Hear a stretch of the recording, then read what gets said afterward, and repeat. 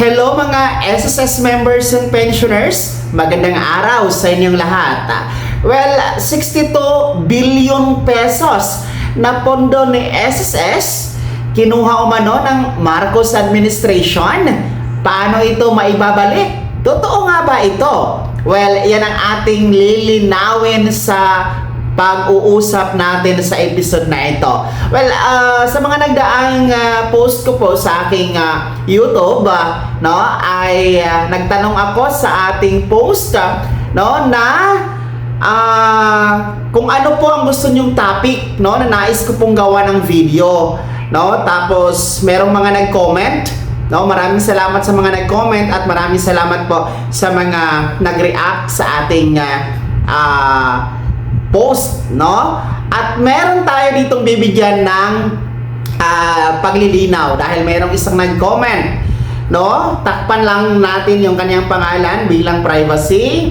Ang kanyang sinabi, yung dinugas ni BBM, hindi ba ibabalik yon sa pondo ng SSS? Nasa 62 billion. Ano ba status doon? Ganoon na lang ba? Wala na lang. So yan ang kanyang komento. Bibigyan natin ito ng linaw, para alam natin yung tama. Okay?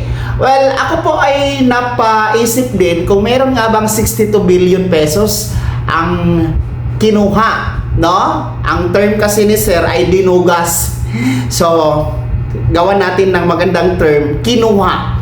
Meron bang 62 billion na kinuha ang Marcos administration sa SSS? Ako po ay napag-google kasi wala akong nabalitaan na ganito mga ka-vlogs Kaya napag-google ako. Ang sabi naman ni Google, alam naman natin na sa panahon ngayon, ang Google ay reliable source talaga yan. Ang sabi dito mga ka-vlogs, wait lang kasi naglalag yung ating internet.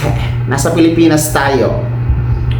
So, ang sabi dito ng Google, ang dali lang talaga, Ito. Ang sabi ay, ang usapin ng 62 billion pondo madalas na iugnay sa mga pampublikong institusyon. Samantala, wala namang kinuha o inilipat na 62 bilyong pondo mula sa SSS patungo sa National Treasury.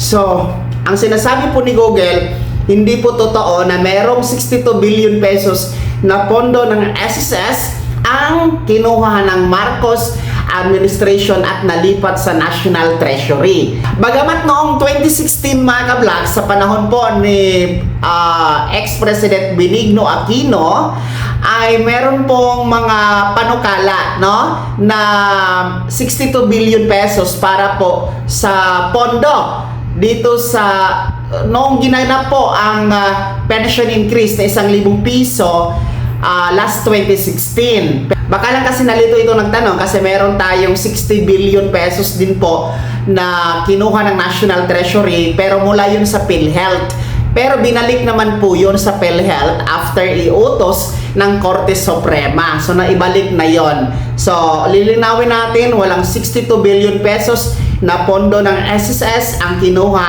ng National Treasury under Marcos administration.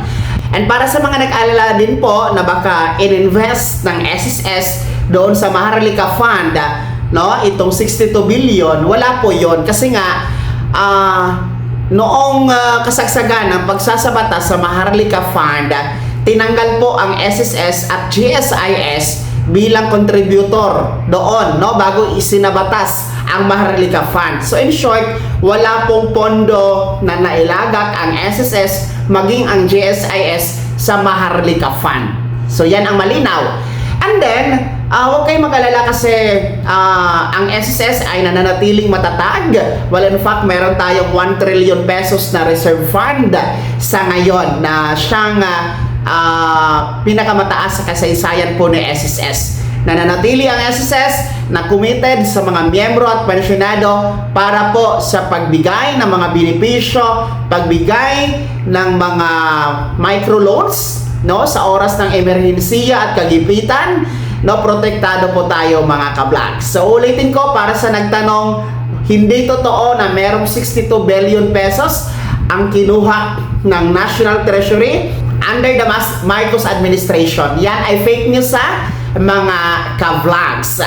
Well, maraming salamat sa nagtanong, kahit paano naliwanagan po tayong lahat. Kaya naman mga SSS members and pensioners, ang inyong komento at reaksyon ay bahagi niyo po sa comment section na nasa baba. Maraming salamat sa pagtutok. Happy Sunday! Mag-iingat mga ka-vlogs.